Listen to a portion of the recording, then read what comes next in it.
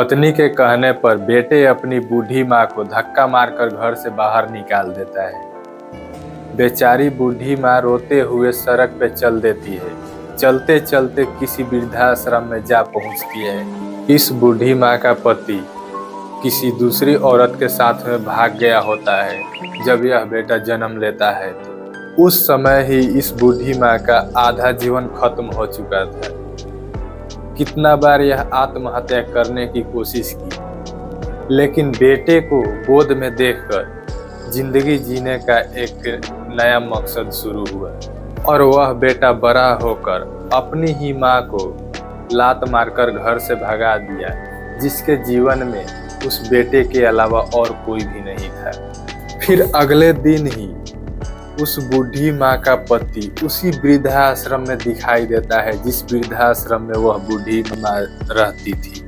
तो वह बूढ़ी माँ अपने पति को देखकर अपने पति के पास जाती है और बोलती है, क्यों, क्या हुआ, तुम इस आश्रम में कैसे आ गए? मुझे तो छोड़कर भागे थे, वह औरत कहाँ गई? तो इस बूढ़ी माँ का पति बोलता है, जिस औरत के चक्कर में मैं तुम्हें छोड़कर भागा था, वह औरत मुझे छोड़कर भाग गई किसी और मर्द के चक्कर में, इसी वृद्धाश्रम। फिर कुछ महीनों बाद जब ये बाहर निकलते हैं बाजार के लिए, तब देखते हैं कि उनका बेटा सड़क के किनारे भीख मांग रहा होता है। तो वह बूढ़ी माँ दौड़ कर जाती है अपने बेटे के पास और गले लगा लेती है और वह बेटा रोने लगता है गले से लिपट कर।